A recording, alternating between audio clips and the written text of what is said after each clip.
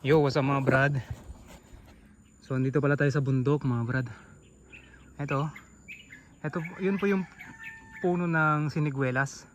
Okay? So ito naman po yung sanga. Tuturuan ko kayo kung paano magtanim ng siniguelas. Okay? So hindi siya buto mga brad.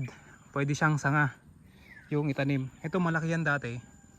Kaso lang pinutol ko para musbong ulit. Ngayon hindi siya nakabunga. Siguro next year mabubunga po yan. Okay, next year po mabubunga for sure ako. Dahil yun na-trim ko siya. Tingnan nyo naman. Dati hindi po ganyan yung ano niya. Sobrang ano po ng mga sanga niya. Ngayon magtatanim tayo ngayon ng siniguelas. Ito sanga po ito. Galing din lang po doon. Tapos tignan nyo, parang malunggay din lang yung style nito pagtanim. Pinatulis ko lang po yan. Tapos pinutol ko po doon. Ito galing may tinanim na ako dati ditong siniguelas din, kaso hindi nabuhay. Late ko na kasi na naisip na itanim. Yan, so itatanim natin. Yan. Ganyan lang po. Then tatabunan natin ng lupa.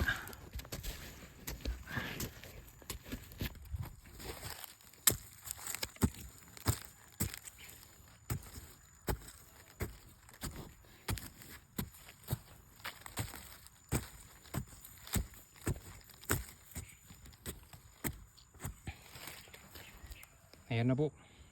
Naitanim na natin yung siniguelas. Ang distance nito, pwede ko pang taniman ng isa dito sa may ano niya.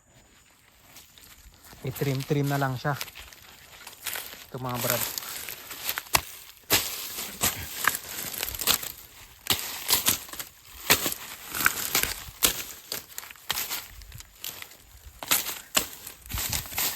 Dati ang tinanim ko dito, luya. Yan o, daming luya. Nasa 500 plus yung nagastos ko dito. Kaso ni isa walang nabuhay. Nabuhay din siya nung naulan-ulanan. Kaso wala. Talagang hindi tayo pinalad sa luyang yun. Yan po mga brad o.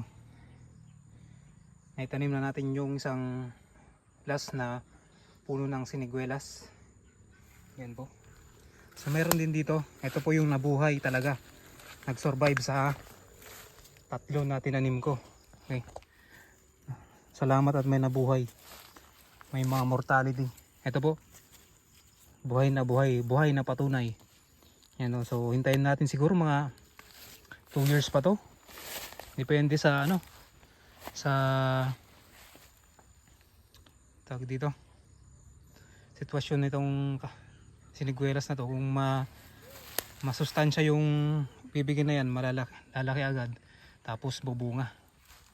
So ito napakarami ng naitanim na natin dito na may tatanim pa tayo ditong ibang prutas. Ngayon papakita ko naman sa inyo yung puno talaga ng siniguelas. Ito po.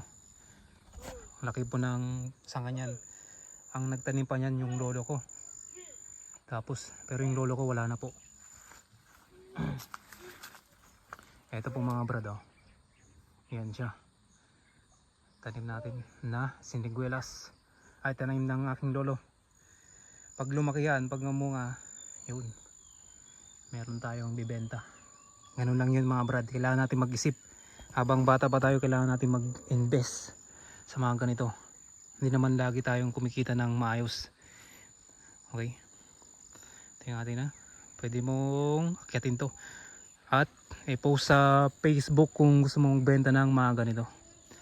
Kung may mga bunga na, pwede mong i-post sa Facebook lang. O kaya hanap pa ng buyer. Bahay-bahay, ganun lang po. Diskarte lang. Hintayin pa natin ito mga estimated natin 2 to 3 years bago mamunga po yan. Ano pa ngayon? 2026, 2028. Okay. Yun lang mga brad.